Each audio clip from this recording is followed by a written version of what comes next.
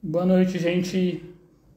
Sexta-feira, chegou o final da semana e dia de a gente fazer uma das lives, acho que mais esperadas dessa imersão em Mielo, que vai ser com o Dr. Antônio Macedo Júnior. Ele é especialista em urologia pediátrica, é uma das maiores referências em urologia pediátrica do mundo. Então é uma grande honra e um prazer assim, indescritível estar com o Dr. Antônio Macedo Júnior aqui para falar sobre mielo, sobre a bexiga neurogênica em mielo. Vai ser uma oportunidade incrível para a gente falar sobre, para a gente entender muito em detalhes sobre essa questão da bexiga, que sem dúvida acho que é um assunto que interessa a todos nós, independente de ser criança, jovem, adulto, ser mãe, ser pai. É um assunto que realmente interessa demais. Boa noite para quem está entrando. Boa noite, Adélia. Boa noite, Jamara. Boa noite, Paula. Boa noite, Isa. Boa noite, Leandro, Karen, Francisco, Cecília, Tati. O Dr. Macedo, ele, só para dar uma introdução antes de inseri-lo aqui na live, ele já vai entrar. Ele é, como eu disse, um dos mais especialistas em bexiga neurogênica do mundo. Ele é autor de 4 técnicas cirúrgicas relacionadas à reconstrução de bexiga neurogênica, de bexiga neurogênica e para tratamento de incontinência fecal grave, tanto que o nome dele está na evolução, vamos dizer assim, da cirurgia de Malone, que é a cirurgia para o intestino neurogênico, que virou Macedo Malone, ou Malone Macedo, não me recordo a ordem, mas tem o nomezinho dele lá gravado. Então, um dos maiores talentos da medicina brasileira e mundial. Vai estar aqui com a gente hoje. Eu vou inseri-lo na live para a gente já começar a bater esse papo sobre a bexiga neurogênica. Oi, Cecília. Oi, Pri. Oi, Marcelo, que acabou de entrar. Vamos ver se o doutor consegue entrar aqui. Boa noite, doutor. Boa noite, Renan. Um prazer estar aqui com vocês. Uma satisfação muito grande. É uma iniciativa muito bacana e sua, né? Ajudado também pela Maria José. E para mim é uma honra, né? Poder participar desse assunto, que é uma coisa que a gente vive no nosso dia a dia, né? Quer dizer, a bexiga neurogênica, mielomeningocele, a gente respira toda semana, todos os dias no consultório. Então é uma honra poder participar. Para mim é uma honra maior ainda. Indescritível quase estar entrevistando o senhor nessa iniciativa, que, como eu já contei lá no início, era uma ideiazinha simples, ia fazer umas poucas lives no mês só relacionadas a alguns temas. Eu joguei a ideia para Maria José e aí toma essa proporção gigantesca. A gente tem vários médicos, grandes referências como o senhor aqui para a gente tratar de temas que interessam a todos nós, porque, como o senhor acabou de dizer, está no nosso dia a dia, né? Então é importante a gente trazer informação e esclarecimento para todo mundo que está assistindo a gente aqui. Tem bastante gente entrando, temos quase 50 pessoas aqui já. Mas, doutor, tá uma coisa que acho que é interessante a gente falar. Além de ser uma das maiores referências de bexiga neurogênica do mundo, autor de várias técnicas cirúrgicas relacionadas à parte urinária e fecal, o senhor também está envolvido na criação do NUPEP e é idealizador também do CACAU, né, que é o Centro de Apoio à Criança com Anomalia Urológica. Eu queria que o senhor começasse falando um pouquinho sobre essas duas iniciativas e depois a gente partisse para as questões de bexiga neurogênica, para os tipos de bexiga, estudo urodinâmico, tratamento de infecções e todos os temas adjacentes a mielo. Então, fica à Muito bom. vontade, doutor. Na verdade, assim, dentro da Unifesp, né, eu entrei na Unifesp em 1996, quando eu vim da Alemanha até concluir o doutorado, e na ocasião eu sou formado na USP. Mas eu cheguei no Brasil e o professor Miguel Sruch acabou de ganhar o concurso em março. Aliás, em junho. Eu cheguei em março de 1996. E ao Uhum. chegar, o doutor Miguel já tinha contato lá na faculdade. Ele me convidou para comandar e para organizar o grupo de urologia pediátrica da Unifesp, que inexistia. Uhum. Então, essa foi o primeiro passo na minha carreira. E o núcleo de urologia pediátrica era praticamente o grupo nosso dentro da disciplina de urologia.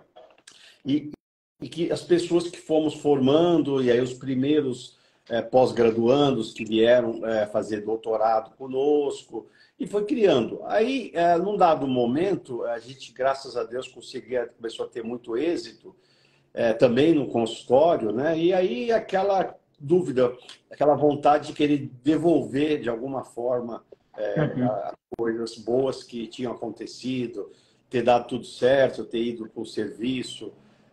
E aí nos surgiu a ideia do Cacau para apoiar o nosso ambulatório de urologia pediátrica na Unifesp, inspirado, por exemplo, como o GRAAC, né? Uhum. Que é uma iniciativa também dentro da Unifesp. E a gente começou ajudando ali nos ambulatórios, tinha o Palácio Pichuruca fazendo ali a recreação com as crianças, a festinha de Natal.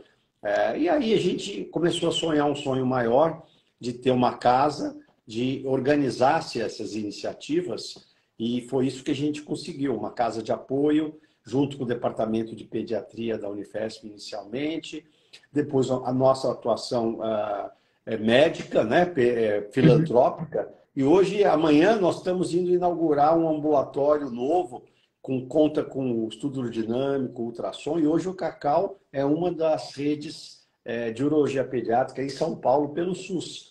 Ah, Então, é muito bom que a gente conseguiu esse sonho de estar entrosado e dentro do SUS hoje em dia. Isso é muito bom, é uma coisa muito prazerosa.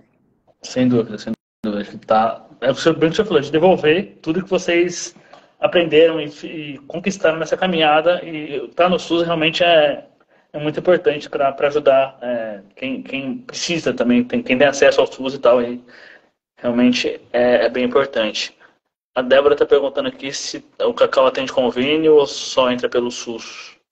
Então, a gente quer criar também um braço de convênios para poder financiar, nos ajudar a financiar, né? Então, só que hoje em dia a gente tem muita dificuldade de arrumar os convênios diretamente com o Cacau, por ele se situar ali na Vila Mariana. O que a gente está querendo fazer é um atendimento tipo doutor consulta por um preço bem compatível, bem acessível, já que hoje os Uhum. convênios eles não credenciam. Nós achávamos que pelo currículo, pelo staff nosso, ia ser muito fácil, mas o convênio só olha o endereço. Ah, E não, Vila Mariana, Vila Clementino, não necessitamos de mais urologistas.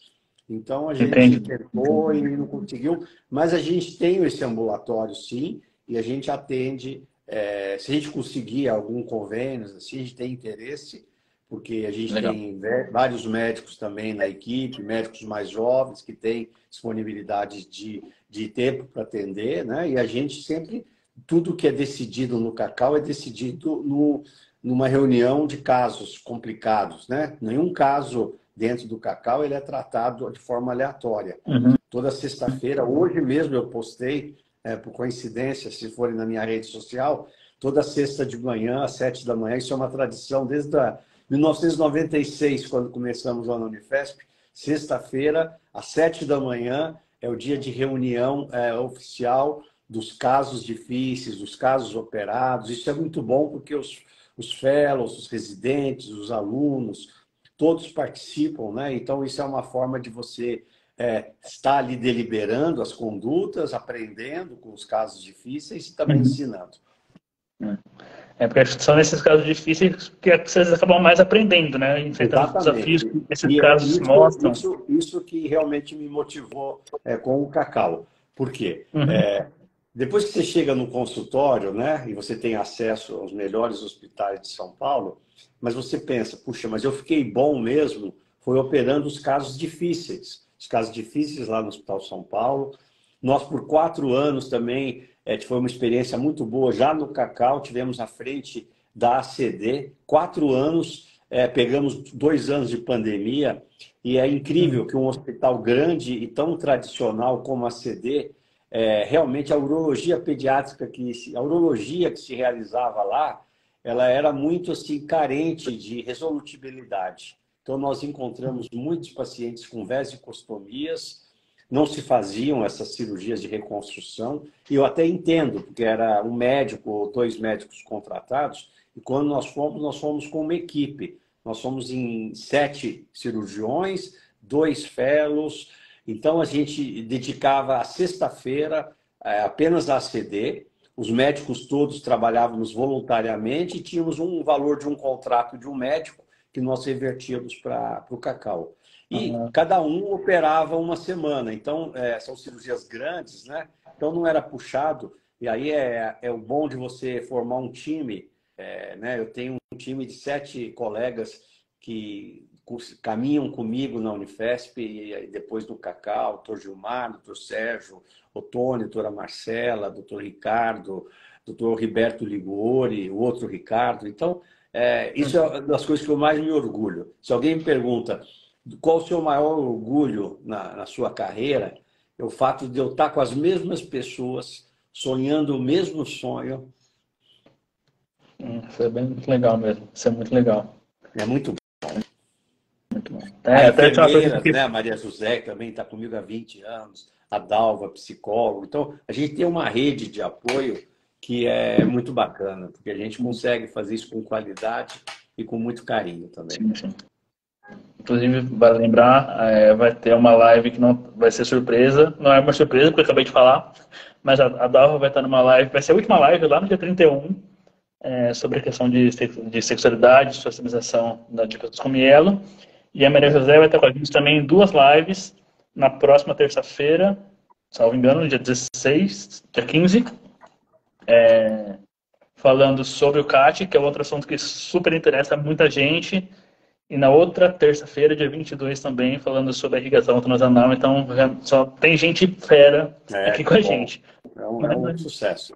Isso é uma Mas iniciativa muito boa, porque, assim, nem todo mundo tem acesso, né, às vezes, a um profissional que tem experiência, né? Então, assim, você poder levar um pouquinho todo esse conhecimento acumulado, essas iniciativas são muito boas, porque elas nos permitem exatamente disseminar o conhecimento. E para fazer realmente bexiga neurogênica, que talvez seja essa parte do acompanhamento, né, ela é muito difícil, porque uma pessoa sozinho não consegue.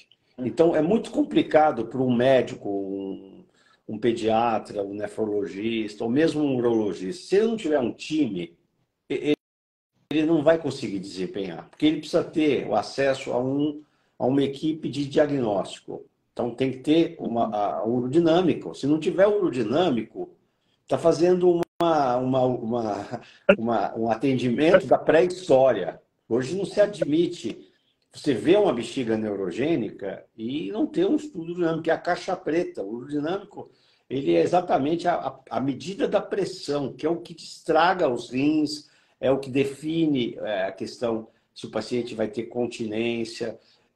E você tem que ter um suporte de uma enfermeira, um estomoterapeuta treinando de cateterismo. Você vai falar para quem ensinar os pais?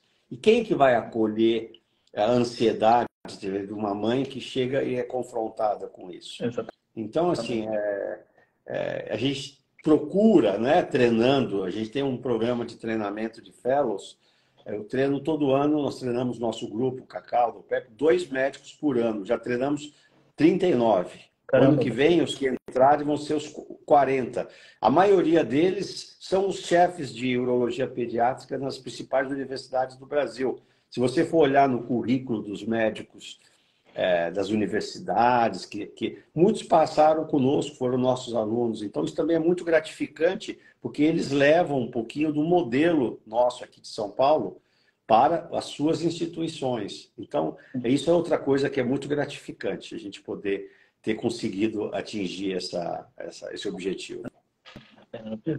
Realmente, você expande o conhecimento, você espalha o conhecimento para todo o Brasil, né? Um conhecimento que vocês têm de sobra, então realmente é bem importante. É muito, muito, muito importante mesmo essa iniciativa. Boa noite, Noélia. Boa noite, Vera, Paola, Carolina. Boa noite quem está entrando.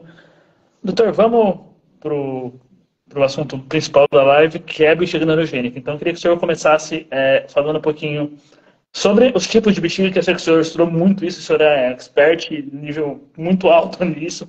Então, falando sobre os tipos de bexiga, primeiro, qual a relação da bexiga neurogênica com a mielo? Acho que é Uma dúvida Isso que é muita muito gente tem. importante, porque assim, o paciente que tem mielo, o que caracteriza a mielo é uma alteração, né, do fechamento ali da medula, do canal medular, da inervação, numa região que é a responsável pela inervação da bexiga Uhum. e do intestino, na parte final do intestino, né, parte de esvaziamento ali do final do intestino. Então, todo paciente que tem mielomeningocele, ele já vem, é nome e sobrenome. Nome mielomeningocele, sobrenome bexiga neurogênica. E hoje foi muito bacana que com o início da cirurgia intraútero, em 2011, foi pioneira aqui, né, em São Paulo, na Unifesp, o professor Sérgio Cavalheiro, o professor Moron, que a gente atua, para o Alexandre também, Lourenço, que já falou aqui, eu soube. Né? Uhum. Então, quando iniciou a Mielo Intraútero, em 2011, e a gente já trabalhava junto há muitos anos, foi como se fosse um reset. Foi Sim. assim, zera tudo e vamos ver como é que é. E nós começamos a acompanhar esses pacientes um a um e de forma prospectiva. Então, além de ter a experiência, a gente começou a ter informações privilegiadas. Por quê? O doente zero, doente um. Eu sei, não sei se eu tenho uma paciente de Recife, né? A dona Andréia lá, que foi a paciente número um. Eu acompanho a paciente número um até hoje. Mais de 12 anos. E você imagina o que é você ter um paciente que vai geralmente uma vez por ano no seu consultório, há 11, 12 anos, fazendo urodinâmico pelo mesmo equipe, pelo mesmo médico e te dando informações. Agora você multiplica isso por... Hoje nós já estamos fechando. Hoje nós estamos com mais quase 150 casos que a gente acompanha. Então, isso nos identificou 90% dos pacientes de mielo têm alterações relevantes na bexiga. Você Uhum. tem por volta de 10% que, apesar de terem mielo e terem bexiga neurogênica, as características dessa bexiga, se você fizer os estudos lá, o dinâmico, o ultrassom, o retrocisto, você não encontra uma alteração. Então, é o padrão normal dentro de uma bexiga neurogênica por mielo, mas 10%. Então, 90% você já tem que partir desse princípio. E aí que entra a conduta de você, sabendo desse dado, que isso aí não é uma suposição, uma informação, um dado, né? E ele ainda é alimentado por experiência pessoal, que é uma coisa muito... quando você começa a fornecer informações baseado em experiência pessoal, e aí quando eu falo fornecer informações, tem que ser da forma acadêmica. Então, o que é a forma acadêmica? Você escrever aquilo que você está encontrando, mandar para uma revista de especialistas que são pares, secretos, que vão malhar o seu trabalho, vão te criticar, você vai ter que responder, eles vão, muitas vezes, volta. Eu já tive trabalho em bexiga neurogênica, de uma tese lá, que foram 5 rodadas de idas e vindas, até for Caramba, ser cara. aceito. E aí isso é publicado. Quando ele é publicado, isso aí passa a ser conhecimento público, que tem a Sim. fonte. Né? Então, é muito importante, porque se a gente olhar para os pacientes com esse rigor e classificá-los desde a primeira consulta, estou falando daquela consulta de 2, 3 meses, que é quando nós vamos fazer o primeiro estudo do dinâmico, nós vamos investigar a morfologia da bexiga para ver se existe refluxo ou não. Sem fazer esse exame, você não sabe se tem refluxo. E se você não sabe se tem refluxo, a hora que você está estudando a bexiga, fazendo o estudo do urânio, você não sabe se está enchendo a bexiga ou se está enchendo a bexiga e a urina subindo ali. E o que você está medindo ali, você não sabe. Então, você precisa fazer. E a partir daí, você classifica e individualiza. Cada Sim. paciente vai ser tratado de uma forma única, individualizada. Né? E aí você tem, que você me perguntou, são 4 padrões que a gente tem. Isso foi muito bacana que quando a gente publicou o trabalho de 50 casos de mielo, a gente fez uma tese e a doutora Marcela Leal da Cruz, que é minha assistente, foi minha fellow, minha aluna de doutorado. O trabalho dela de doutorado foi publicado no Journal of Urology com uma classificação, que é a melhor classificação de bexiga neurogênica dos tipos, e ela é produzida aqui no Brasil, por nós.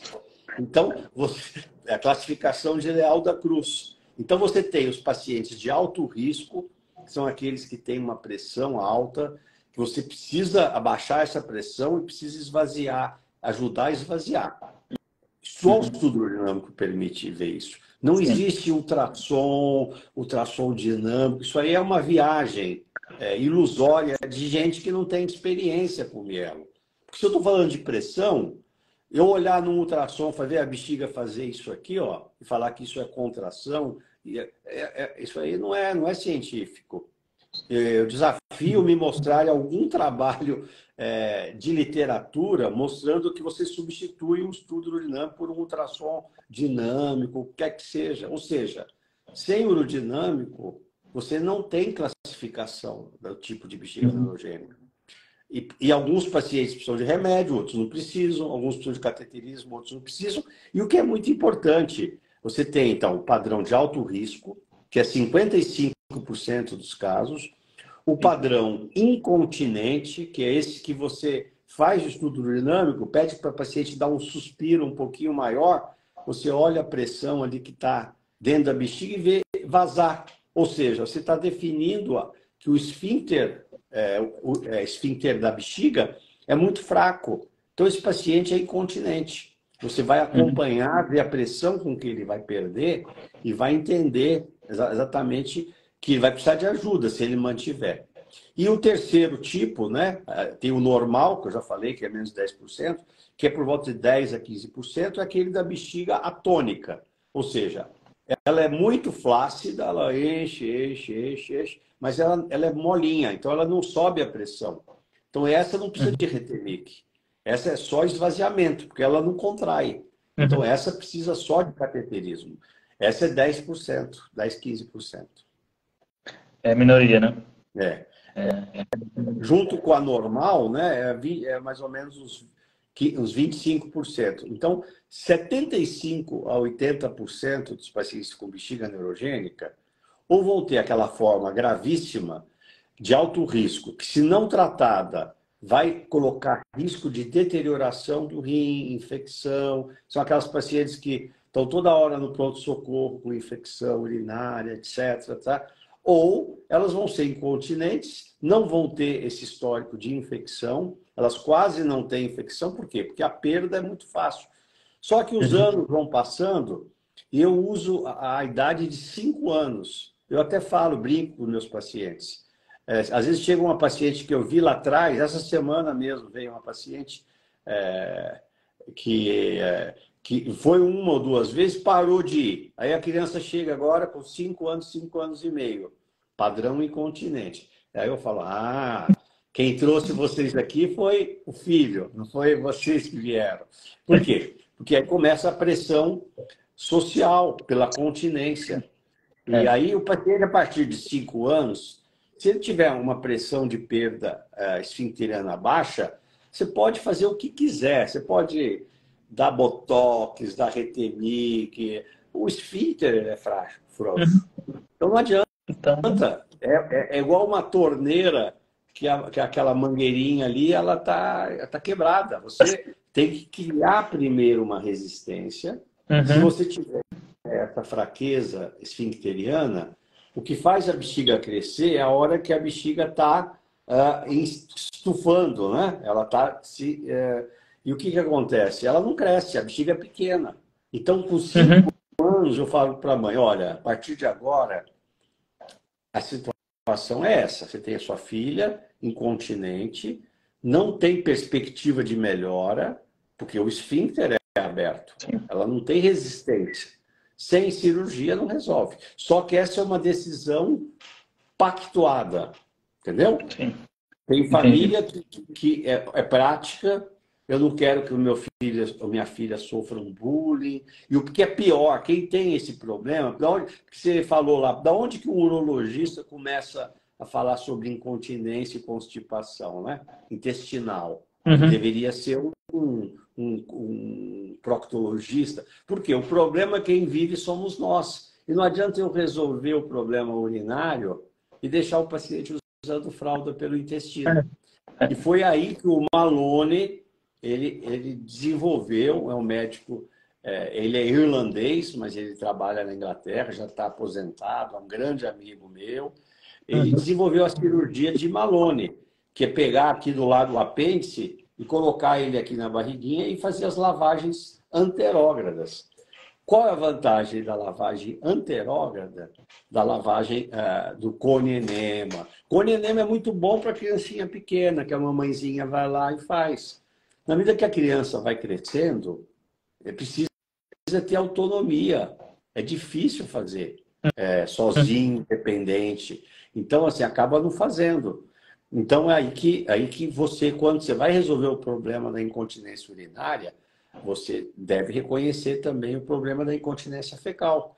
E é uma cirurgia que nasceu da cirurgia do Mitrofanoff, da cirurgia de Macedo, etc. Então, a gente trouxe um conhecimento urinário para o intestino, entende? E realmente essa parceria é muito boa.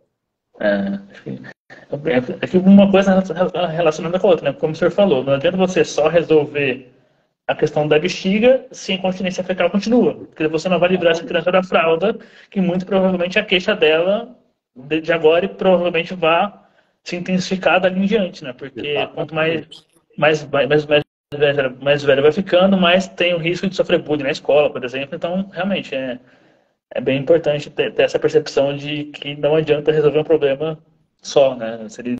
O ideal mesmo seria resolver os dois. Isso mesmo. Doutor, já que o senhor estava falando dos tipos de bexiga, assim, os mais conhecidos, mais falados, vamos dizer assim, são a bexiga hiperativa e a hipoativa. Qual a diferença entre elas? Então, a hipoativa é essa que eu falei, a bexiga ela não contrai. A hiperativa é que a bexiga tem contrações. Se ela tiver contrações, o esfíncter apertado, o que acontece? Ela é o fator de risco. É aquela que a bexiga fica fazendo musculação e o esfíncter fechado. Aí aumenta a pressão. Aí vai trazer infecções urinárias, vai ter problema, vai ter pressão alta. Se ela tiver hiperatividade, mas o esfíncter frouxo, ela vai potencializar as perdas. Entendeu? Então a pressão não vai subir tanto, a bexiga contrai, mas ela escapa. A pressão é baixa. Então esse paciente não precisa de cateterismo, porque ele vai estar perdendo. A bexiga está contraindo, e se o esfíncter for frouxo, ele não vai deixar a pressão subir. Então por isso que eu falo, sem urodinâmico, não dá nem para começar a conversar. Né? Eu sei que tem muito médico que fala por aí que é tudo balela, é porque não tem conhecimento e não tem acesso ao urodinâmico. Então, aí vão por um caminho assim, tentando ludibriar os pacientes. Quer dizer, isso é tratar cegas. Se você não sabe o padrão de bexiga, dos 4 que a gente citou, como é que você vai tratar? Você vai tratar, vai dar cateterismo a todo mundo, a quem não precisa? Você vai dar o Retemic para quem não precisa? Paciente que é incontinente, não adianta dar Retemic. Ele está escapando, ele não tem necessidade. E aí que entra esse debate. Eu sei que eu procuro ficar um pouquinho de fora, mas a Maria José, ela vem de vez em quando, doutor Macedo. Maria José, me inclua fora dessa lista aí, porque senão você fica no meio de tiroteios e não é isso que a gente quer. O intuito é disseminar o conhecimento, né? É sempre mais importante. E, doutor, o tipo de bexiga de uma pessoa, ela pode mudar? E tem alguma faixa que isso pode acontecer? Então, isso que é o importante. Por que você precisa seguir o paciente com bexiga neurogênica anualmente? Porque o corpo vai mudando, a criança vai crescendo.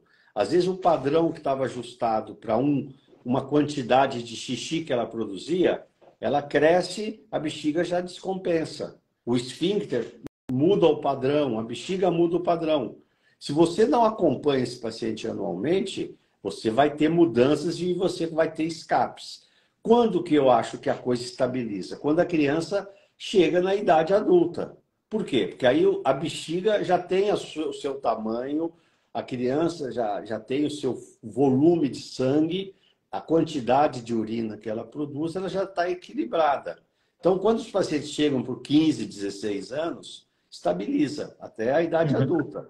Agora, enquanto eles estão crescendo, você precisa seguir. Senão, você perde esses pacientes. Eles mudam de padrão, você não está sabendo, começa a ter infecção. Se eles tiverem alta pressão na bexiga, né, que as infecções é que são os problemas. Né? Porque, veja, o doutor Sérgio trabalha no começo, certo? É o que mais trabalha, junto com o doutor Moron. Ou o neurocirurgião, falando assim, porque nós trabalhamos num grupo. Mas o Uhum. neurocirurgião, medicina fetal, ele trabalha no começo. Aí ele define ali se precisou botar válvula, não precisou, estabiliza. Uhum. O ortopedista pediátrico, ele também vai trabalhando, esse também trabalha ao longo dos anos. Mas o Uhum. urologista pediátrico é o que mais trabalha. Por quê? Porque as coisas são mutáveis. E Uhum. assim, se acontecer uma catástrofe com um paciente ortopédico, ele vai ter problema de marcha. Se acontece uma catástrofe na área urinária, o paciente pode virar insuficiência renal. No Sim. Hospital do Rim, né? Até queria mandar um abraço. Passou aí o meu professor Cláudio Almeida, ele é meu amigo no Facebook. Eu acho que ele está aí de curioso, ele entrou aí, mas o Cláudio foi o chefe da urologia de transplante lá no Hospital do Rim por muitos anos. Filho Uhum. dele, o Maurício, foi no Rio. Eu vi que ele entrou aí. Um abraço, Cláudio. Muitos pacientes iam para transplante renal lá por conta de insuficiência renal. É um perigo, Então, né? porque não cuidou da bexiga. É. Se cuidar bem da bexiga, é o que eu falo para as crianças, né? Quando eles vêm na primeira vez. Se você cuidar da bexiga, e eu falo, eu tenho aqui um arsenal, como se fosse um paiol, em que eu tenho um revolvinho de jatinho de água, eu tenho aquele negócio lá, um estilingue, que eu jogo uma pedrinha pequena, tenho um revólverzinho, tenho uma bazuca e tenho um míssil antinuclear. Quem vai me dizer o que eu vou precisar usar não sou eu, é o paciente. É claro Aham. que tudo é uma brincadeira, mas é para dar tranquilidade para os pais que hoje o urologista ele tem a arma que é necessária. E ele Sim. sempre chega na frente, se o paciente deixar, se o paciente nos procurar, se o Sim. paciente perceber que se teve uma infecção febril, eu não estou falando daquele exame de urina alterado, que sem sintomas, que a mamãe fez porque o cheiro estava forte, que é uma briga também quando o paciente é novo no consultório, né? Eu falo, não faça exame de urina se não tiver sintoma, principalmente se estiver fazendo cateterismo, porque o exame de urina vai ser alterado, o número de leucócitos vai ser alterado. Só que um médico que tem 99 pacientes sem mielo e um com mielo, ele vai querer tratar como ele trata os 99. E a interpretação do exame de urina num paciente que faz cateterismo e tem mielo, ela é diferente. Então, isso que é importante, tem que chegar na frente, não pode deixar a situação acontecer. Sim. Já que o senhor está no assunto de infecção, doutor, quais sintomas podem ser mais comuns para você identificar uma infecção urinária num bebê ou numa criança? Se o senhor, já que o senhor falou do cheiro, vamos emendar Não, nessa questão, porque acho que o cheiro é o o mais. cheiro, na maioria das vezes, é só porque a criança não está hidratada, aí a urina está forte. Ou um paciente que tem o padrão incontinente, que ele está sempre escapando xixi, aí fica ali aquela região vaginal, perineal ali, então, por causa da umidade, né? Aquela assadura. O Uhum. que preocupa na bexiga neurogênica é o quê? Sintomas de infecção urinária relevante, infecciosa alta, Uhum. febre, inapetência, perda do apetite, irritabilidade, né? Esses são os verdadeiros sintomas que a gente se preocupa, Uhum. porque são sintomas de uma infecção urinária alta, de uma pielonefrite, que deixa cicatrizes, entendeu? Se você olhar esse paciente depois e fizer os exames, muitas vezes você vai ver que tem alteração ali na função. É rim que perdeu, pedacinho do rim que perdeu. E aí você faz um exame bem específico, que é a cintilografia, que mostra exatamente o quanto de função que ele perdeu. Então tem que ter muita atenção a isso, para não ter esse risco. Obrigado por esclarecer, doutor, porque essa é uma dúvida muito comum. Recorrente. Recorrente. Só fazer uma pausa rapidinho. Tia, minha tia Zélia, lá de Natal, está assistindo a live. Obrigado, tia, pelas palavras. Boa noite, Ellen. Boa noite, Zete, que vai estar com a gente também no final do mês, uma live. Zete, ex-goleiro de São Paulo e da seleção brasileira, estará conosco na imersão. Ainda sobre a infecção, doutor, já você estava falando, então, antibiótico só se deve tomar em casos de infecção urinária ml se tiver, nesses casos de pielonefrite que o senhor falou, correto? Isso. E outra coisa, não se dá antibiótico profilático só porque está fazendo cateterismo. Esse é um erro assim, recorrente. Você só dá antibiótico profilático num paciente que tem mielo, que está fazendo cateterismo, se ele tiver refluxo. Se você dá antibiótico só porque está fazendo cateterismo, você está selecionando uma bactéria mais agressiva. Lembrar que se você colher um exame de urina no paciente que faz cateterismo e mandar para o laboratório, o mais comum é ver cultura positiva. Aí você olha o antibiograma, tá SSSS, ou seja, sensível, sensível, sensível. É aquela E. coli. A famosa. Boa prata. Sabe aquela bactéria boa prata? Ela tá ali na festa, ali, mas ela não vai fazer nenhum mal, entendeu? Então, isso não deve ser tratado. E se você dá antibiótico, você tira essa bactéria boa praça, e aí vai vir uma pseudomonas, uma klebsiella, que são aquelas que chegam no rim e causam uma pielonefrite. Então, assim, se tiver refluxo, antibiótico. Se não tiver, não. Muita gente tomando desnecessariamente, e dado às vezes por nefrologista. Não tem indicação.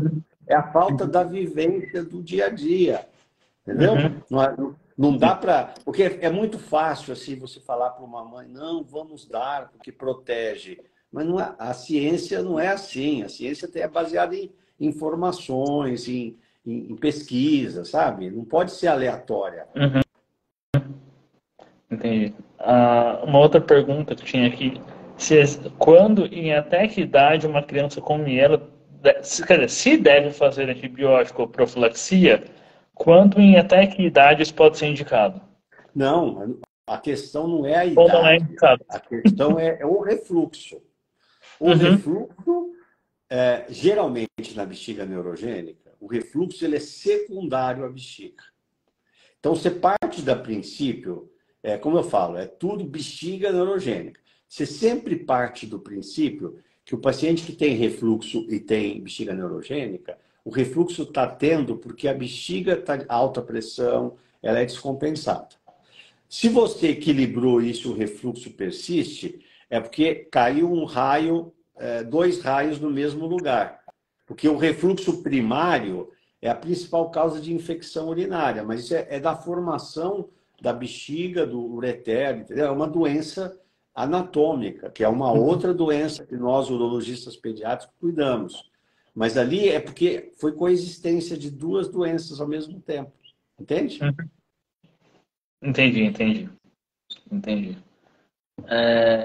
Mudando um pouquinho de assunto, ainda voltando para a questão da bexiga e tal, mandaram uma pergunta para nós aqui, que é a seguinte: existe alguma explicação para uma bexiga com insuficiência esfincteriana evoluir para uma bexiga hiperativa ou vice-versa? Não, hiperativa não tem nada a ver com esfíncter. Hiperativa diz respeito à bexiga. Insuficiência esfincteriana diz respeito ao esfíncter. Eu posso ter uma insuficiência esfincteriana que a bexiga é quietinha. Ele perde a hora que ele tosse e chora. E eu posso ter um paciente que tem uma insuficiência esfincteriana e tem um pouquinho de hiperatividade.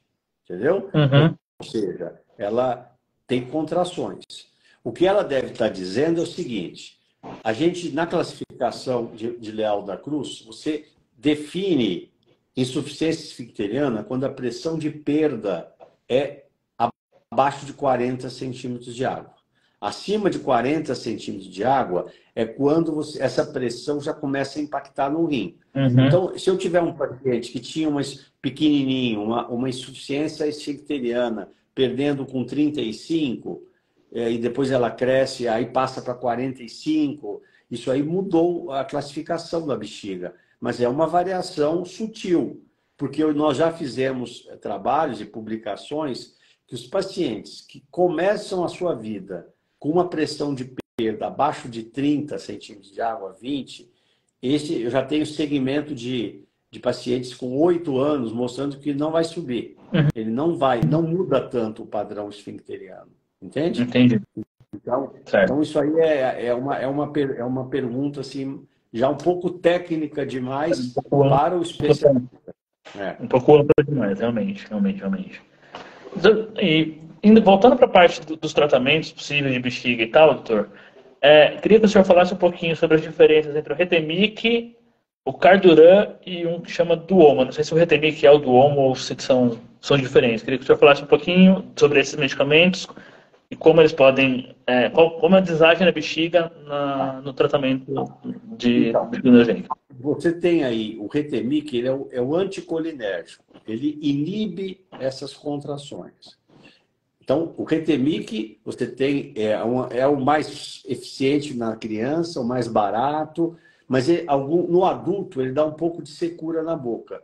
Então, assim, a indústria farmacológica, a indústria farmacêutica, ela apresentou alguns outros anticolinérgicos mais específicos, mais caros, que são, vamos dizer assim, segunda linha de tratamento. Agora você tem os alfa-bloqueadores, que é o Carduran, o alfa-bloqueador, em bexiga neurogênica, ele não tem um efeito bem estabelecido.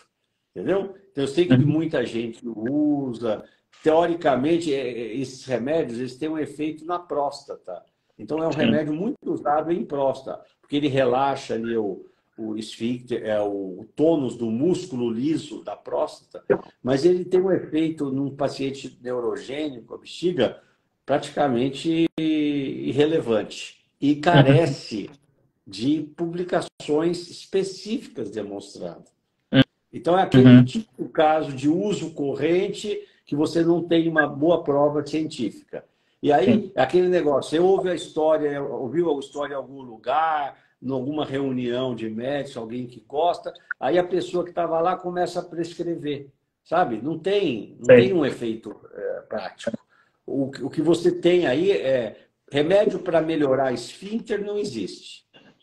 Existe remédio para relaxar a bexiga, que são os anticolinérgicos, que o colinérgico é a substância, né, acetilcolina, que é um mediador que faz a bexiga fazer isso. O anticolinérgico, ele relaxa. Aí você falou, tem o Retemic, que é a oxibutinina, e tem aqueles mais solifenacina, outros que são mais específicos, mas em criança não tem necessidade de usar, só se o sintoma for muito marcante. E assim, eu conto no dedo, assim, algum paciente meu que eu tive que deixar de dar Retemic para dar um deles. Agora, em adulto, se usa mais. Entendi.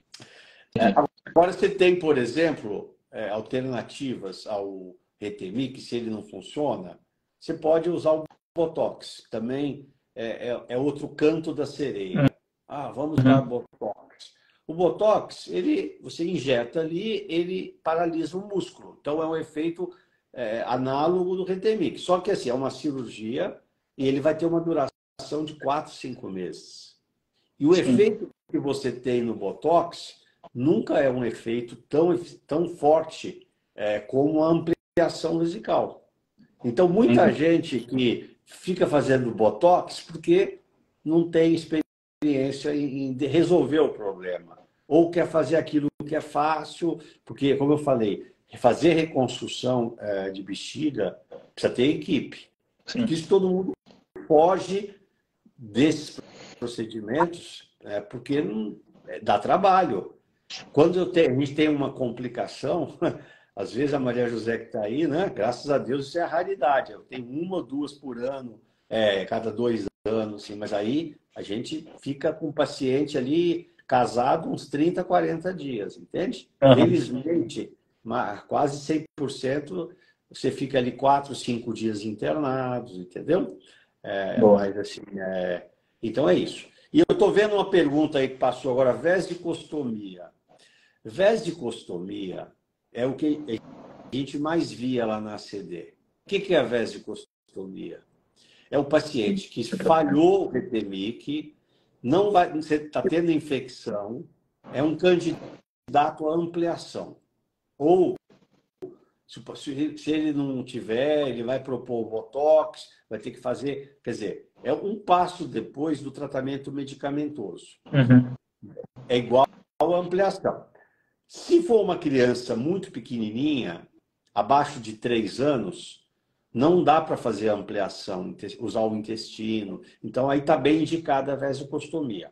Fez 3 anos, a opção de ficar com a vesicostomia é do paciente, porque a indicação é você converter essa vesicostomia numa ampliação e resolver o problema, entende? Uhum.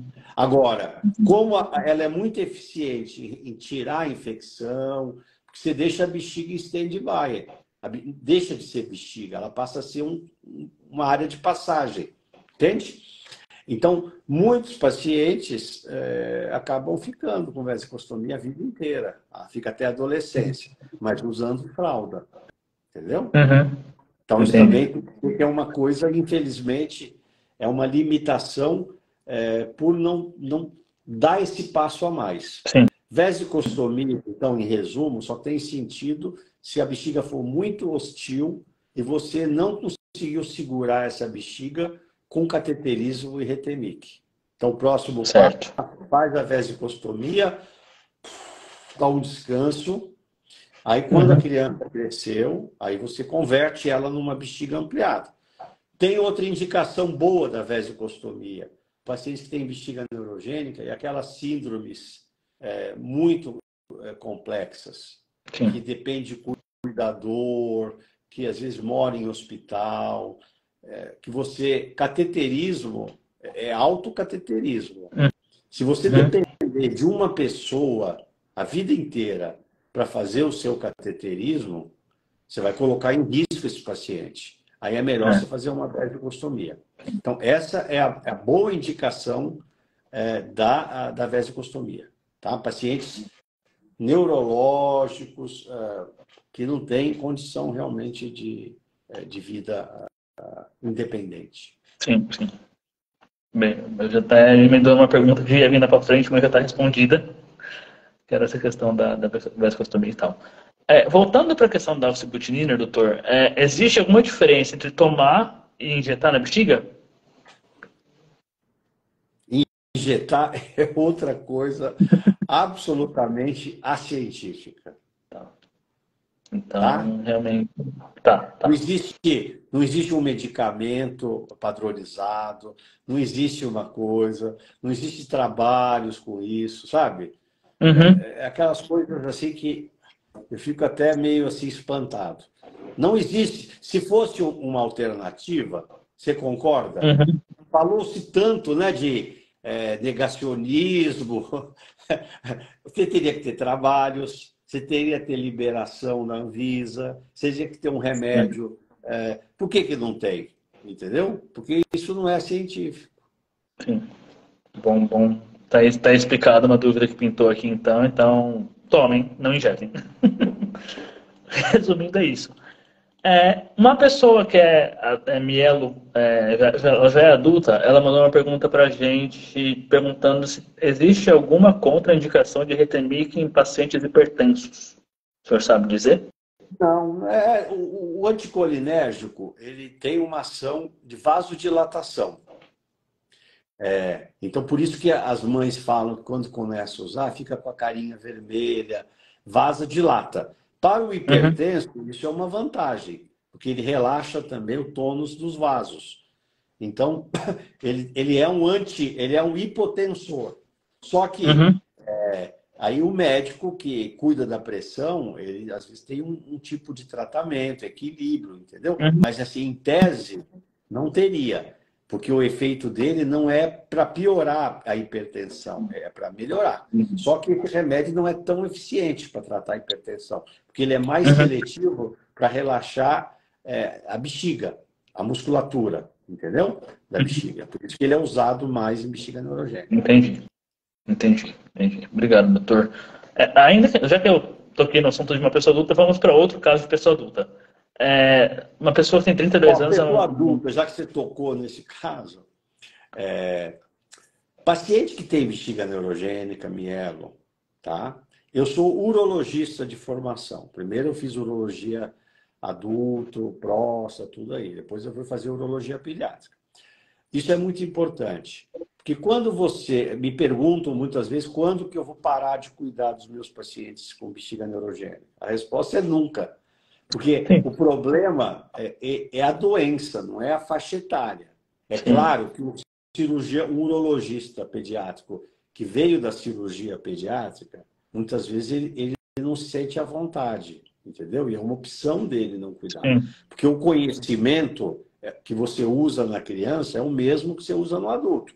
E as cirurgias são assim. E o que é interessante é que, como a maioria dos problemas na mielo, na bexiga, eles se decidem na criança, geralmente é o urologista pediátrico que é o maior entendido nisso. Procurar um Uhum. urologista, neurologista de adulto, que não teve esse background assim, ele vai ficar ali no botox, nos remedinhos ali. Por quê? Porque ele não teve a vivência de fazer muitos procedimentos. Então, ele não se arrisca tanto. Sim, Entende?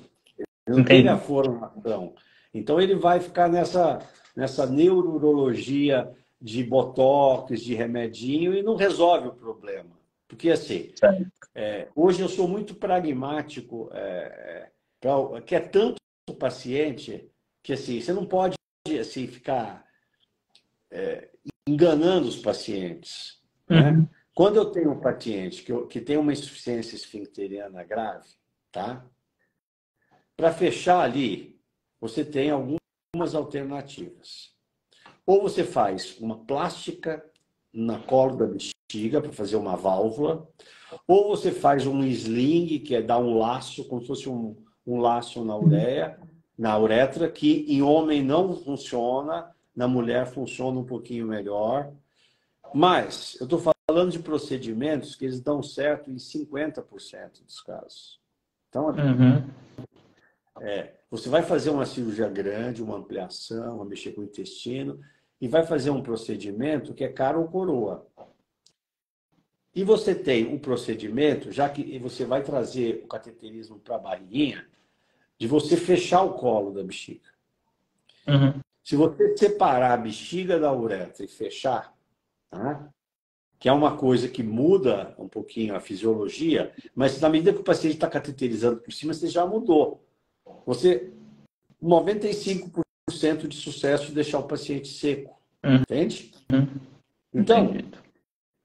se o paciente ouvir toda a história e a minha experiência, ó, você quer uma cirurgia que é cara ou coroa, uma cirurgia que é 100%, mas você vai ficar dependente da sua ostomia, do seu cateterismo, mas você vai sair já de cuequinha ou de calcinha da cirurgia. Uhum. Só que uma pessoa que não é especialista, ela morre de medo de apresentar esse paciente e tomar essa decisão. Quando você tem mais de 700 reconstruções feitas, e você já É. acompanhou muitos que caíram na moeda não, e viu o sofrimento que é de voltar ali e tentar, para no final fechar o colo, hoje eu discuto e apresento isso para a família, porque com uma cirurgia você pode mudar a história. Você falou de paciente adulto, nós operamos uma paciente de 42 anos também, uma mocinha de Recife, Fiquei sabendo dessa 42 história. anos, Fiquei sabendo usando disso. fralda, entendeu?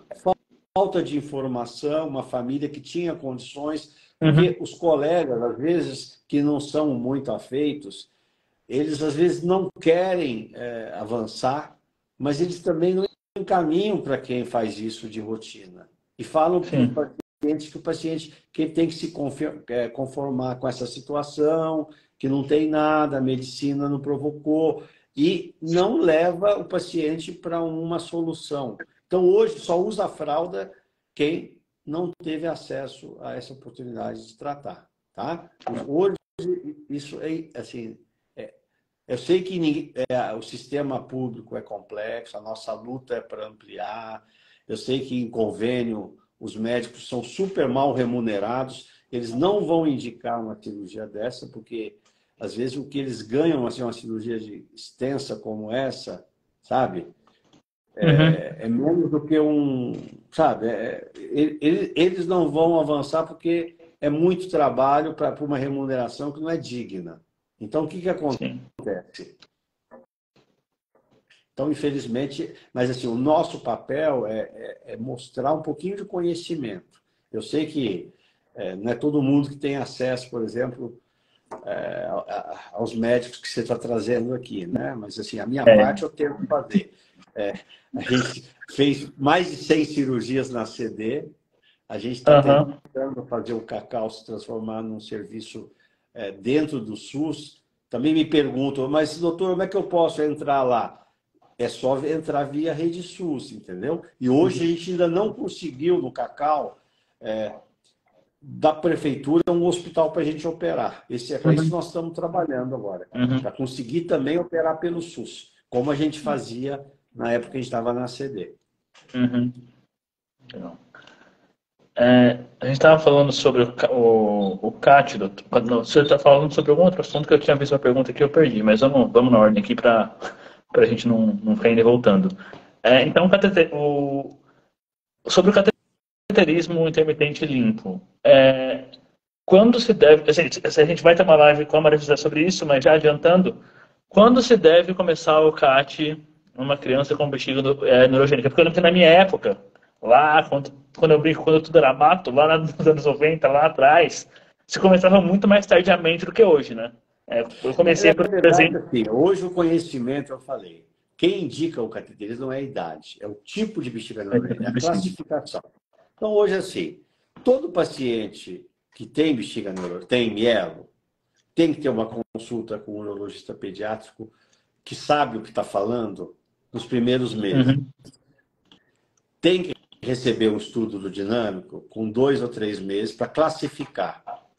E aí, classificou os 4 tipos de bexiga neurogênica, você vai ter o de alto risco e o hipocontrátil que precisa de cateterismo. Deu uhum, Retemic, tem que usar cateterismo. O Retemic corre o risco de deixar a bexiga sem contração. Se tiver um esfíncter forte, vai ficar uma urina em retenção e vai criar infecção urinária, entende? uhum. Então, Entendo. assim, cateterismo é assim. Veio no meu consultório, 2 meses, fiz um estudo dinâmico, alto risco, bexiga lipocontrátil.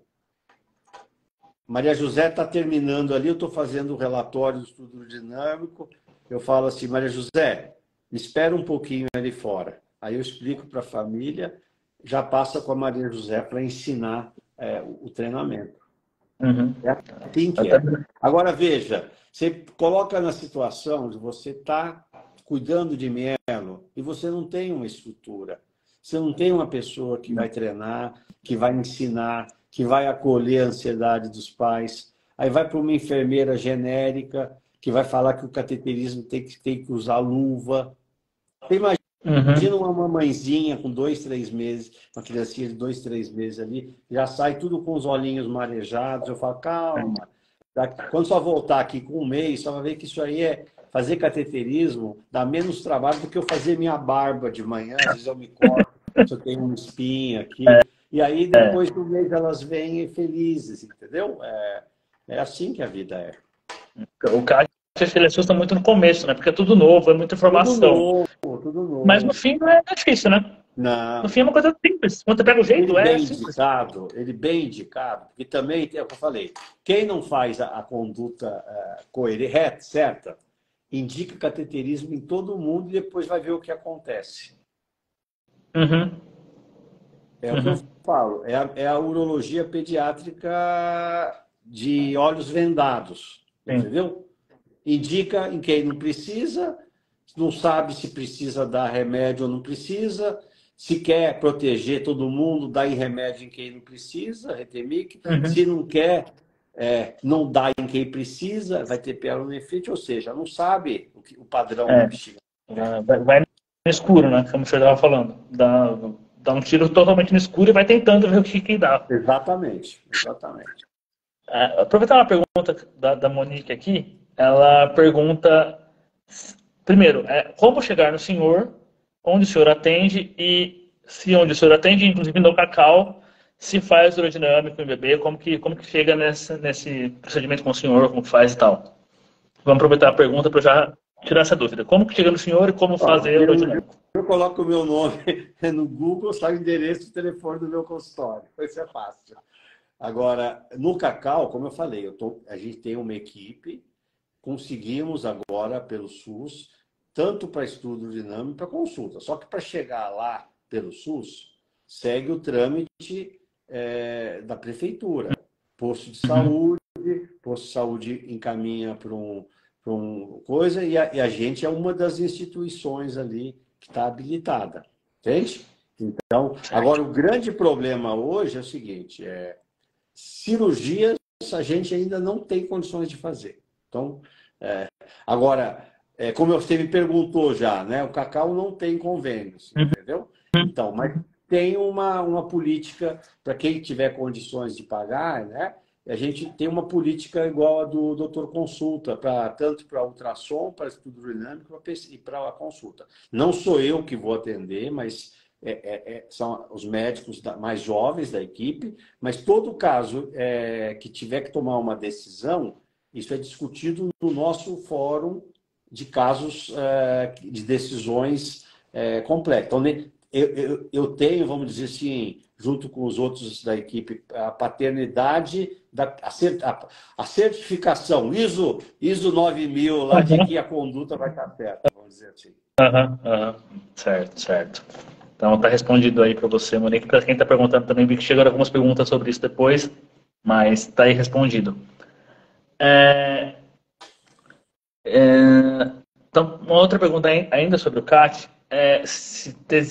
quantas vezes por dia, eu sei que óbvio que são casos e casos, mas qual é a média mais ou menos de quantas vezes por dia deve ser feito o CAT?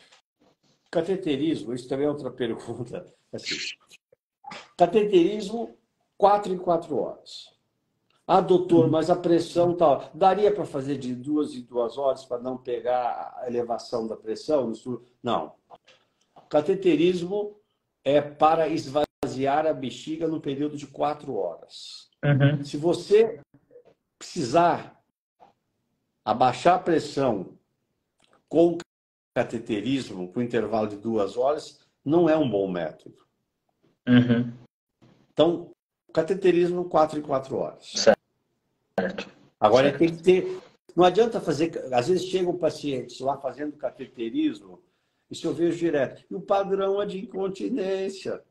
Então, está fazendo cateterismo e o paciente dá uma tossidinha e escapa xixi. Ou seja, não tem indicação de cateterismo. Entendeu? Cateterismo é para esvaziar aquele paciente que está tomando Retemic, que você quer baixar a pressão, a contração, ou para o paciente que já nasceu com padrão de hipocontratilidade. Entendeu? Certo. Então, ele é para esvaziar a bexiga. Certo. E sobre lavagem de bexiga? Quando existe indicação para isso? Ou não existe indicação para isso? Não. Não é científico, não tem indicação. Então está explicado mais uma coisa que é... Posso fazer outra pergunta que não é científica? Faça. Antes que apareça aí. Qual o papel da fisioterapia, do choquinho, da eletroestimulação no tratamento da bexiga neurogênica? Era a próxima pergunta que eu ia falar. A sua opinião sobre. Não é a minha opinião. Estou falando opinião científica. Sim, mas... O que o senhor poderia dizer sobre? Não a sua opinião, mas o que o senhor teria para dizer sobre? Não tem, porque, veja, uma eletroestimulação, uma coisa assim, ela tem um papel no doente não neurogênico. Então, assim, você tem uma disfunção miccional, comportamental, que você quer ajustar ali a tonicidade da atividade nervosa. Agora, um paciente que tem uma deficiência de nervo que está causando aquela alteração, né? O que adianta você estimular? Eu falo assim, é a mesma coisa se você quiser querer ligar uma televisão que a tomada não Sem está energia. na rede. Sem energia, Agora, né? é? Sem energia, ligar uma TV sem energia. Exatamente, exatamente. Então eu falo assim, agora, assim, a fisioterapia ela é muito bom para você ativar músculos que funcionam, para dizer, sabe? Uhum. Não tem papel. E veja, isso aí eu era residente e na época vivia-se uma febre de você implantar marca-passos, estimuladores, cirurgia, que você ali cadastrava um eletrodo ali, os nervinhos ali do sacro. Quer dizer, se funcionasse, você imagina você botar um marca-passo, um eletrodo ali, isso aí caiu em desuso. Ninguém Uhum. faz mais isso. Interesse comercial, só tem uma empresa no mundo, Medtronic, que fabrica esse marca-passo. Não tem, ninguém usa isso no mundo. Se acreditar que um choquinho externo vai trazer resultado, então me prova. Vamos fazer um trabalho? Urodinâmica, eletroestimulação externa, repete estudo dinâmico, e o paciente não faz outra coisa. Então tem que provar, tem que ter trabalhos, entendeu? Uhum. Agora, eu tive pacientes que já tiveram boa resposta. Eu ouço muito fisioterapeuta falar isso para os pacientes, mas não é científico, entendeu? Uhum. Não é uma boa indicação. Eletroestimulação, biofeedback é bom para disfunção miccional não neurogênica. Bexiga neurogênica não neurogênica. Neurogênico, perda de tempo e perda de recursos. Então, tá explicado, tá aí posto pelo doutor muito bem explicado. Doutor, uma outra pergunta que chegou para nós também, se existe alguma possibilidade no futuro de, entre aspas, cura para a bexiga neurogênica, a ponto de se deixar de fazer o cateterismo, ou se célula-tronco tem alguma coisa sendo estudada com métodos, talvez, tratamento de bexiga neurogênica ou nada nesse sentido? O senhor A sabe gente sempre dizer? quer que aconteça, né? Mas assim, eu falo para os meus pacientes o dia que tiver alguma coisa diferente, eu vou ser o primeiro a saber. Por quê? Eu sou editor associado do Journal of Pediatric Urology. Então, assim, eu sou um dos 6, 7 editores que Uhum. recebem para o Journal of Pediatric Urology todos os trabalhos de publicações que chegam. Aí a gente Sim. escolhe revisores, manda para eles. Aí os revisores mandam para o editor. Aí você vê ali, devolve para o autor. Então, assim, a gente está vivendo a ciência, congressos, publicações. Então, assim, o dia que tiver, não vai vir do fantástico. Eu brinco com meus pacientes, quando eu era criança, né, tinha uma coisa que era muito engraçada. A gente era pequeno e a última matéria do Fantástico era sempre uma matéria meio aterrorizante, assim, de um assassinato. Então, a gente, passava a zebrinha, os gols do Fantástico, eu ia para a cama e tapava os ouvidos, porque já botava até umas musiquinhas assim aterrorizantes, e a gente tinha pesadelo, entendeu? Uhum. E outra coisa eram as matérias de cura do câncer no Fantástico. Quantas vezes a gente cura do câncer no Fantástico, entendeu? Então Uhum. assim, a gente não pode perder a esperança, mas o médico, ele também tem que ser dentro da realidade, tá? Uhum. Para não ludibriar assim a boa fé dos pacientes, tá? Certo. Tiver alguma coisa dando certo, vai vir da gente, não vai vir da mídia. Quando você tem um bom médico atualizado, ele é o principal interessado em trazer as novidades. Porque ele está Exatamente. vendo, às vezes, Ali o trabalho, antes de publicar, a gente apresenta isso em congresso, tipo um termômetro, para ver se você vai ser muito malhado, se vai eu te criticar, porque é uma briga, né? Congresso, tem dois Sim. tipos de médico que vai para o congresso. Tem aquele que Uhum. vai para assistir e para tirar férias, e aquele que Uhum. vai levar os trabalhos para entrar na briga, entendeu? Você vai Entendi. apresentar o trabalho, aí você tem o cara que não vai com a sua cara, vai te balhar em público, e todo mundo assistindo ali. Então a gente tem essa oportunidade de estar vendo o que está acontecendo, assim, sabe? Uhum. Se tiver, nós vamos trazer isso para o público. Até porque normalmente, é o que você falou, chega muito mais.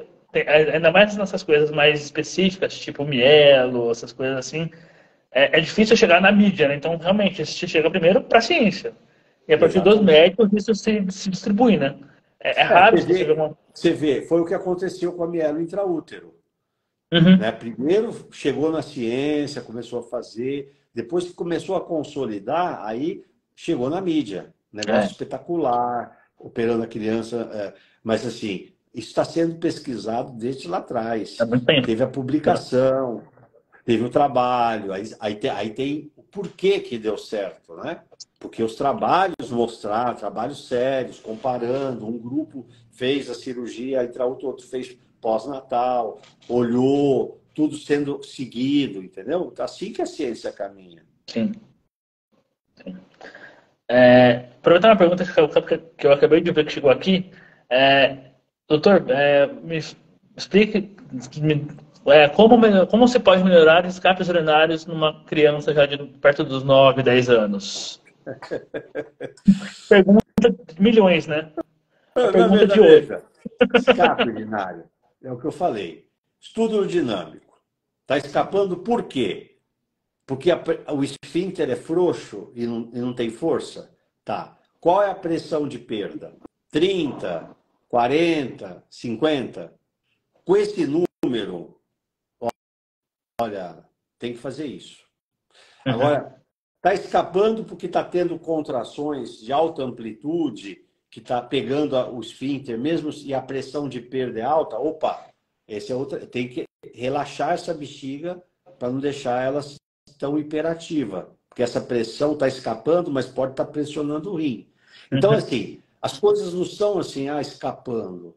Tem que ver se tem uma insuficiência esfincteriana ou tem um regime de contração de alta amplitude.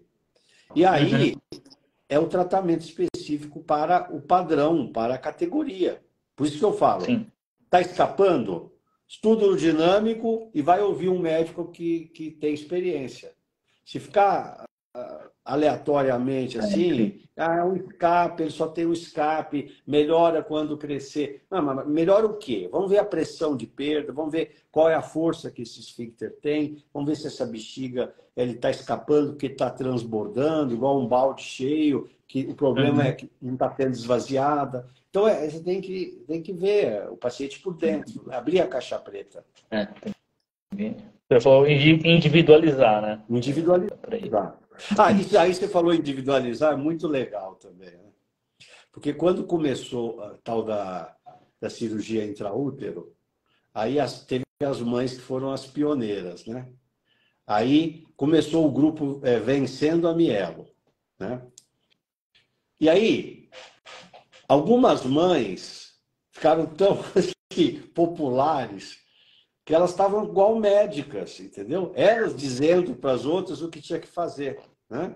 Então, assim, às vezes tem que se policiar. Você pode dar uma dica do negócio que você fez para você, mas você não pode querer, baseado na experiência com seu filho, porque você tem mais carreira, mais tempo, achar Uhum. que você vai indicar as condutas para aquelas mães que estão entrando agora. Isso aí chega a Sim. ser, sabe? Eu sei que o intuito é do É bem, ajudar, entendeu? né? É uma Ah, boa ação, mas dar uma dica, né? É igual assim, ó, o meu feijãozinho eu tempero assim, entendeu? Isso tudo legal, é uma dica, mas você não pode generalizar, querer. né? Exatamente. Generalizar é complicado. Sobre exame de urina, doutor, a partir de que idade se deve iniciar? O quê? Exame de urina numa criança. Exame de urina numa criança. A partir de que momento se é indicado fazer ou depende da bexiga? Não, veja, o exame de urina, se você souber o padrão de bexiga neurogênica, a conduta que está sendo tomada, ele, isoladamente, ele é desnecessário. Uhum. Porque, é como eu Certo. falei, vai vir ali, o paciente faz cateterismo, faz exame de urina, vai vir aquelas alterações que são normais, a mãe vai se estressar e alguém vai dar antibiótico. Entendeu? É, e uma infecção urinária, um paciente com bexiga neurogênica, ou ela vem, ela não vai ficar dando sinais na alteração na urina, entendeu? Não se faz Sim. exame de urina num paciente com bexiga neurogênica se não tiver sintomas de infecção alta. O Uhum. cheirinho forte, antes de fazer exame de urina e armar o circo também, dá bastante água, entope a criança de água até a urina ficar clarinha. O cheiro Uhum. passa. É. Faz um banho de assento ali, se for menina, com flor rosas, para tirar a vulvaginite ali, aí o cheirinho passa. E aí não vai ter o risco de alguém no meio do caminho dar um antibiótico desnecessário. Uhum. Aproveita essa dica, muito importante, porque normalmente é o que a gente já falou anteriormente. O cheiro acho que é o primeiro sinal de alerta que pensam que pode ser uma infecção e é só tomar água. Tomar água resolve, né? Exatamente. Ah, a gente já falou um pouquinho sobre isso, doutor, mas eu queria que o senhor retomasse o que é e por que é necessário fazer a uretrocistografia miccional em um bebê. Então, é o único exame que te diz se tem refluxo ou não tem. Então, Uhum. como você tem 25% das bexigas neurogênicas tem refluxo, tá? Uhum. Se você não souber, você vai ter um segundo fator de risco para ter pielonefrite, né? Então, a uretrocistografia miccional você faz uma vez. Se não Uhum. tiver refluxo, você não precisa nunca mais fazer, desde que você tenha a bexiga sendo acompanhada e de baixa pressão no estudo dinâmico. Se Certo. tiver refluxo, você vai tratar a bexiga e vai fazer um acompanhamento anual para ver se o refluxo sumiu ou não, que é a mesma conduta que a gente faz no refluxo primário. Certo. Se nasceu uma criança sem mielo e teve uma infecção urinária, depois de tratar uma pielonefrite, você faz a uretrocisto. Se vier refluxo, aí você dá antibiótico profilático. E aí você vai monitorar e ver anualmente se esse refluxo está se melhorando sozinho ou se vai precisar ser operado. Certo. Então, já que o senhor está falando dessa coisa de refluxo, eu lembrei de uma coisa quando eu era criança. É até uma coisa que eu queria tirar uma dúvida com o senhor também, que é uma dúvida minha, mas que veio também das perguntas aqui. Qual é a diferença entre o refluxo vesículo-lateral e a hidronefrose na bexiga neurogênica? Porque eu lembro que lá quando eu era criança, eu cheguei a fazer uns exames e apontou a hidronefrose. Só que eu descobri que era. Hidronefrose é dilatação do sistema Uhum, urinário. Pode ser por obstrução ou por refluxo. uhum, A hidronefrose, quando ela aparece, está indicando que alguma coisa está errada com a bexiga. A pressão está alta na bexiga ou tem refluxo. Entendeu? uhum. Entendi. Então, se tem hidronefrose, presta atenção. Por isso que anualmente, além do estudo, eu peço um ultrassom.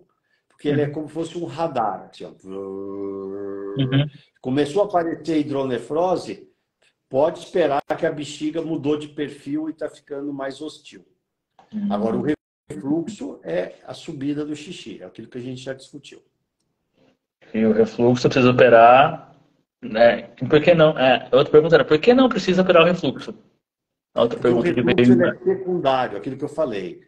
Na Uhum, bexiga neurogênica, o refluxo muitas vezes é porque a bexiga está desorganizada. Você melhora a bexiga, melhora o refluxo. Às vezes não melhora. certo. Mas assim, a primeira conduta é cuidar da bexiga. Por isso que é bexiga neurogênica. Cuida bem da bexiga, não vai ter hidronefrose, não vai ter infecção urinária, não vai ter cicatriz renal, não vai ter insuficiência renal. Certo, entendido. O senhor falou um pouquinho sobre vesicostomia lá no início. só queria retomar para quem perdeu, rapidamente, só para não ficar voltando muito nas coisas que a gente já falou.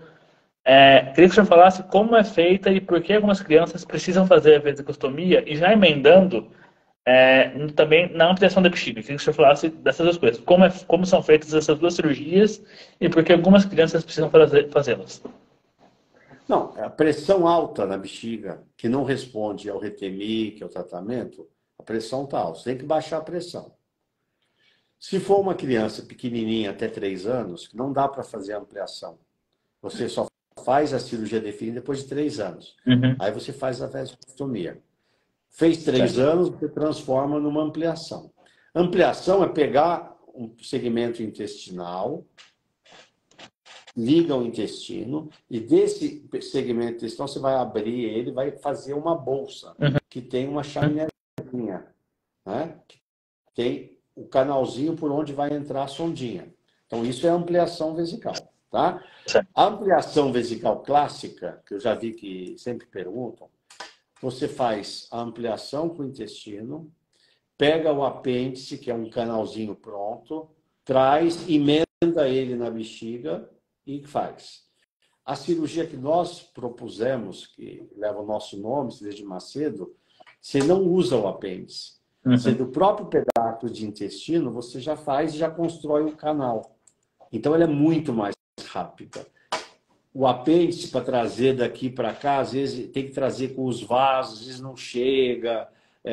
A cirurgia aumenta 2 ou 3 horas a mais do que a minha. A cirurgia, do jeito que eu faço um cortezinho de 3 centímetros na barriguinha, 4 centímetros, 5 centímetros no máximo. Deitadinho. Então, você não vê marca, praticamente. Entendeu? Certo. Então, isso é ampliação vesical. Correto. Entendido. E qual a vantagem de se esvaziar a bexiga pelo abdômen? E se, na sua opinião, os pacientes que fazem ampliação devem fazer com o duto? Todos. Isso começou na época que tinham muitos pacientes cadeirantes. Uma menina cadeirante passar sonda é impossível. O menino passar sonda pelo canal também, a uretra pode machucar e você ter estenose. Se você vai ampliar, todo paciente vai precisar de cateterismo, porque a bexiga ampliada, ela não contrai, ela é um paraquedas.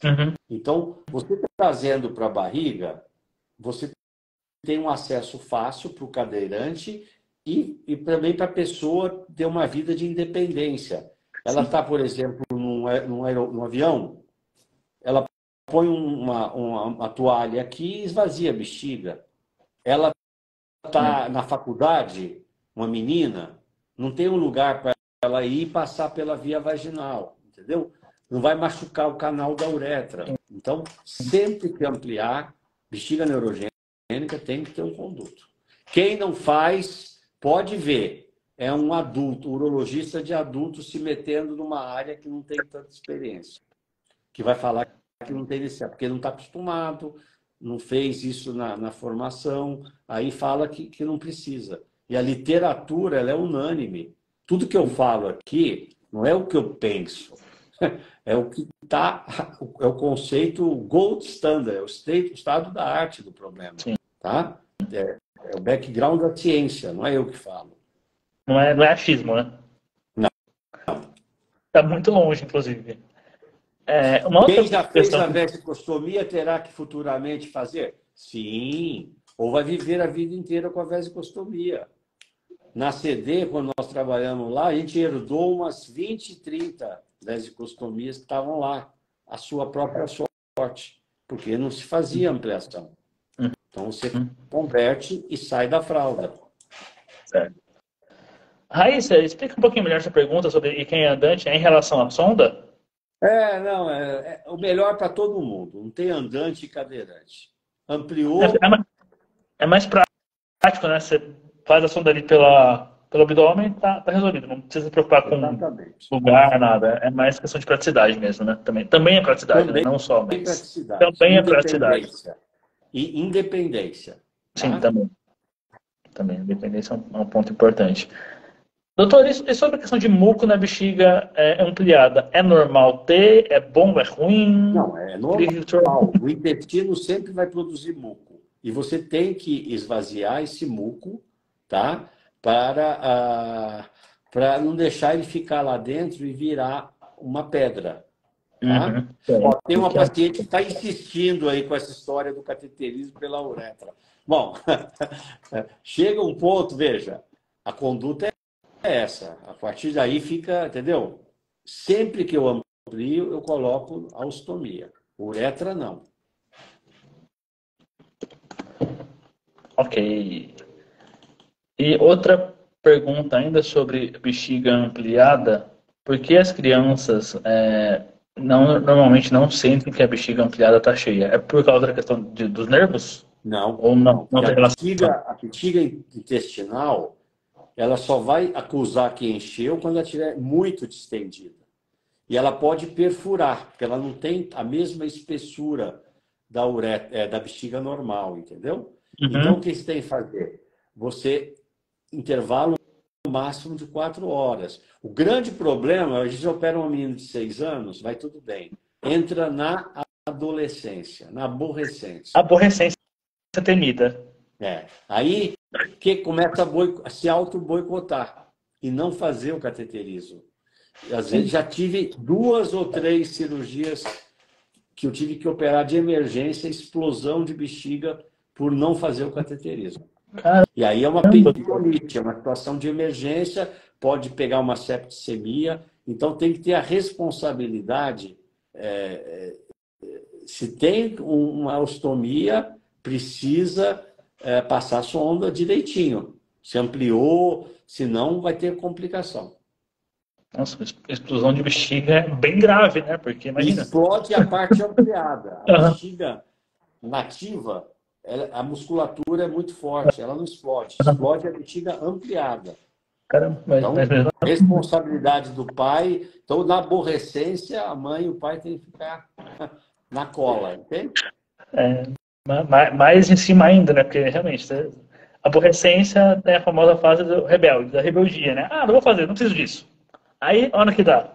Então, fiquem em cima, tomem cuidado, porque realmente Eu estou vendo é aqui, ó, perigoso. Renan, muita gente colocando, eu gostaria de alguém na minha cidade, não tem um médico, assim. Assim, ó, hoje em dia, a telemedicina, ela eliminou um pouquinho a questão geográfica, né? Sim. Eu acho que isso é importante também.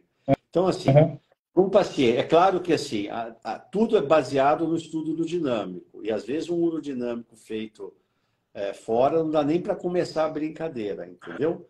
Mas, assim, às vezes a pessoa quer uma opinião, está numa dúvida, assim. Hoje em dia, por exemplo, eu estou acessível, ligar no meu consultório e marcar uma consulta por telemedicina, né? É a mesma coisa, mando os exames para minha secretária e a gente atende, igual eu estou aqui conversando com você, como se eu estivesse aqui numa mesa, tomando uma cervejinha aí e conversando aí, né? O efeito é o mesmo, né? Sexta-feira, Acho que os psicólogos, hoje, a maioria dos psicólogos hoje não atende mais ao vivo, né? Porque né? na correria do dia hoje, a conversa, né? Ela é o mesmo efeito, né? Você conversa da mesma forma, só que em casa, no sofá de casa, né? Muito mais prático. É muito Exatamente. mais prático. Doutor, estamos encerrando, tem mais duas perguntas só. Como o senhor falou anteriormente, a questão da cirurgia de Malone, vocês aproveitaram um conhecimento da bexiga e adaptaram, vamos dizer assim, para o intestino. Então, eu queria que o senhor só falasse um pouquinho também, retomasse qual a diferença da cirurgia de Malone e a de Macedo Malone e quando se fazer uma ou outra, quando elas podem ser indicadas, em que casos elas podem ser indicadas.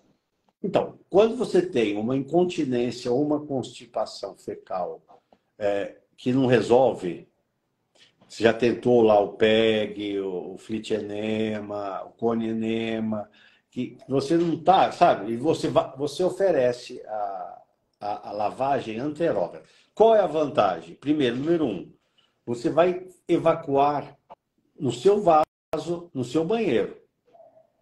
Você Uhum. coloca um suporte ali, o soro entra. Se for um Malone clássico, vai entrar pelo apêndice. Então, você vai lavar todo o cólon. Então, é Certo. uma irrigação de 1 hora.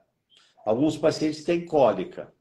E a constipação e a incontinência, ela é por conta das fezes do cólon esquerdo, no final Uhum. do intestino grosso.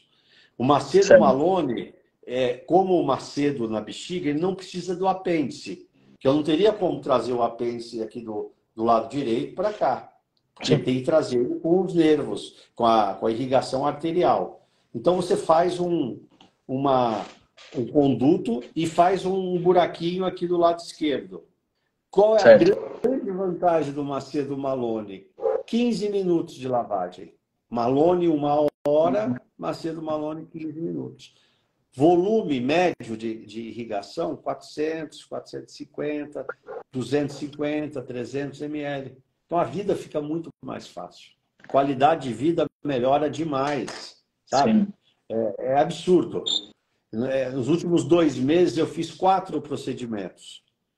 E olha que Uhum. interessante. 2 meninos de 6 anos, uma menina de 9, minha cenourinha, se ela estiver aí me escutando aí, que foi uma menina que eu me apaixonei, a família muito legal. E essa paciente de 42 anos, né? Uhum. E eu fiz o Macedo Malone em 3 dessas 4, tá? E Certo. assim, depois que embala, a pessoa acostuma, a qualidade de vida, ela melhora muito quando você tira a incontinência fecal da história, a incontinência Sem da dúvida. constipação, tá? Já tem trabalhos do grupo lá de Indianápolis, né?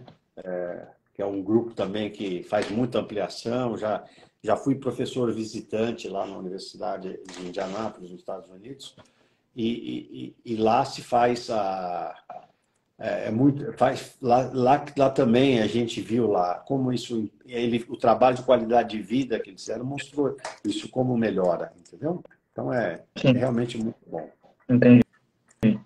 Doutor, até aproveitando que o senhor citou esse caso dessa menina de 42 anos, existe alguma idade limite ou existe idade para se fazer essas cirurgias, tanto na bexiga quanto no intestino?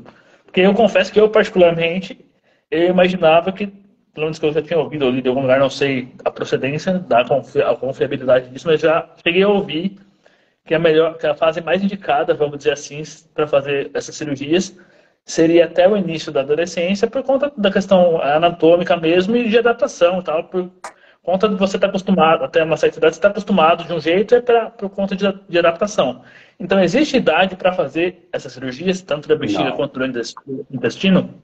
não, porque existe, como eu falei, se o paciente estiver tendo infecção, porque a pressão não está dando conta, a indicação é na hora que for.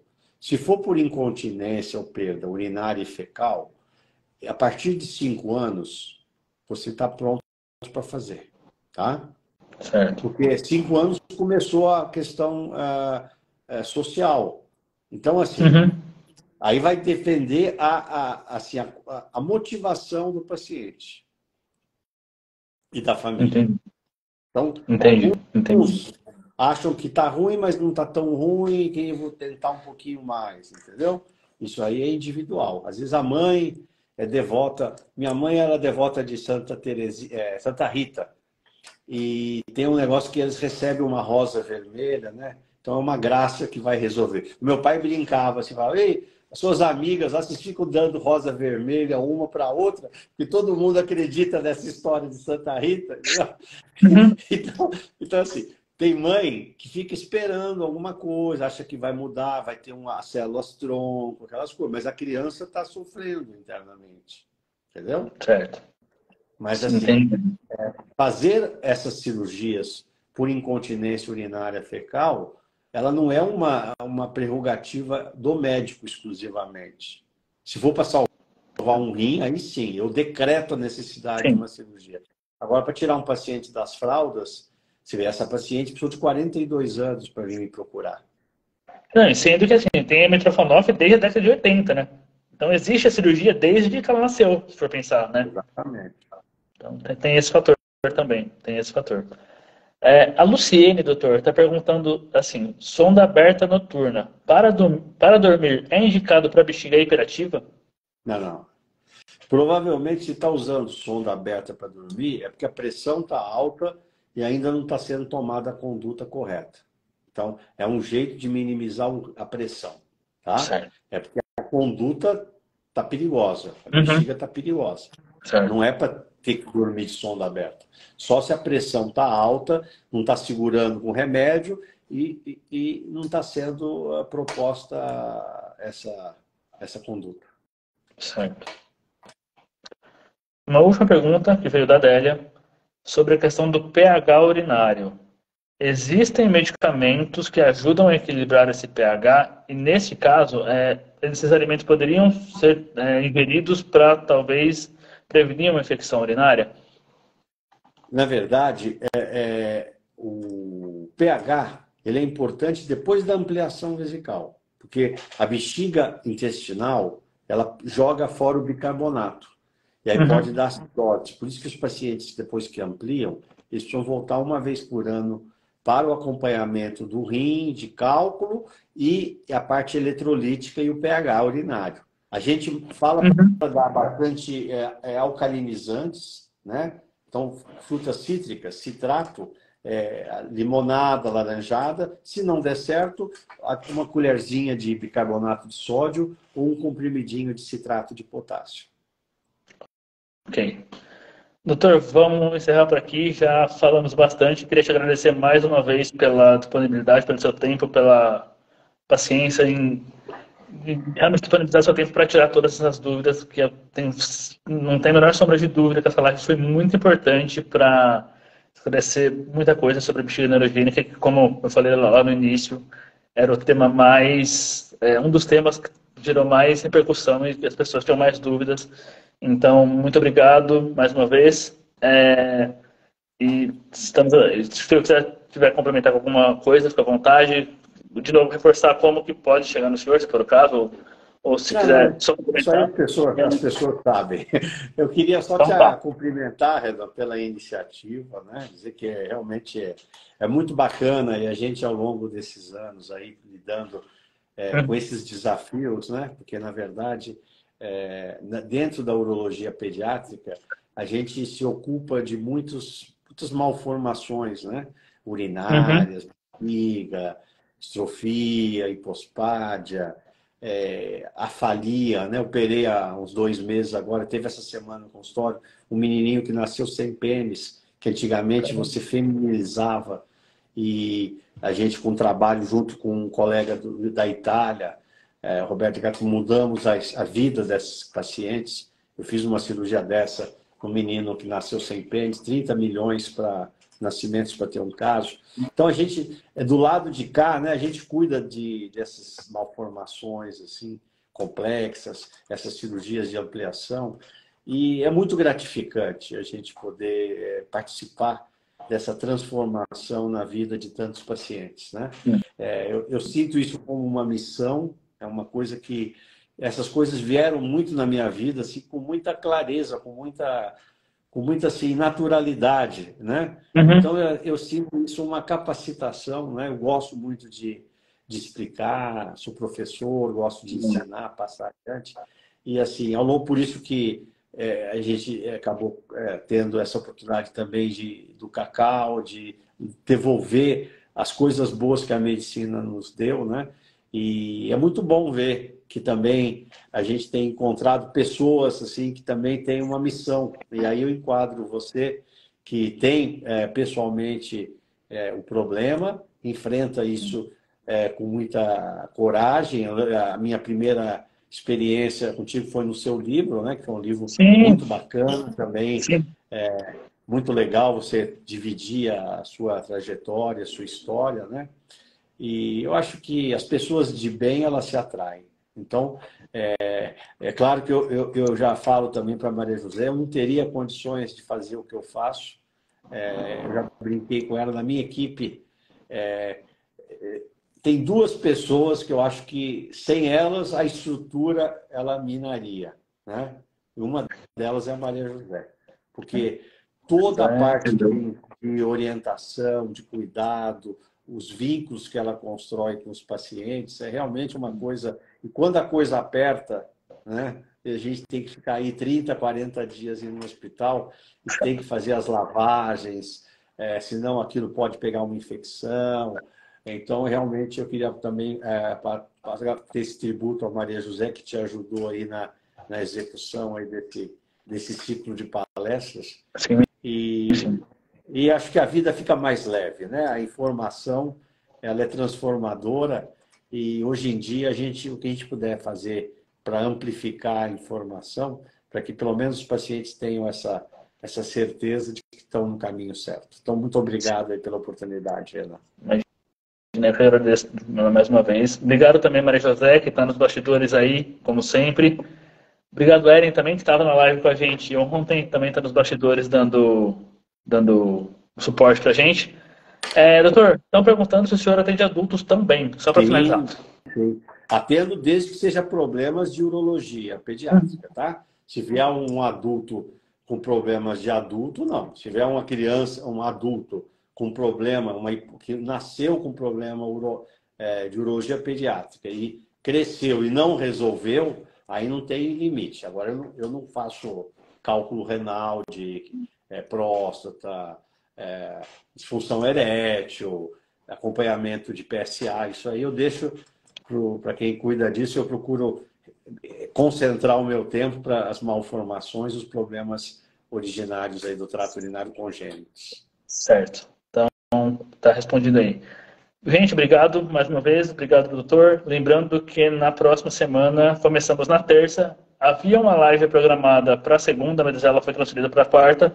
Então, começamos na terça com a Maria José, inclusive, falando sobre CAD, que é outro tema bem polêmico no bom sentido de ter bastante gente querendo saber sobre, conhecer sobre, porque, como o doutor disse, é uma realidade na maioria esmagadora, eu sei que é redundante falar isso, mas na maioria dos casos de bielo. Então, nos vemos na terça-feira. Obrigado a todo mundo, boa noite para vocês, bom final de semana e até terça. Tchau, doutor, tchau, gente, obrigado, boa noite. Tchau, obrigado. Tchau, tchau. Tchau.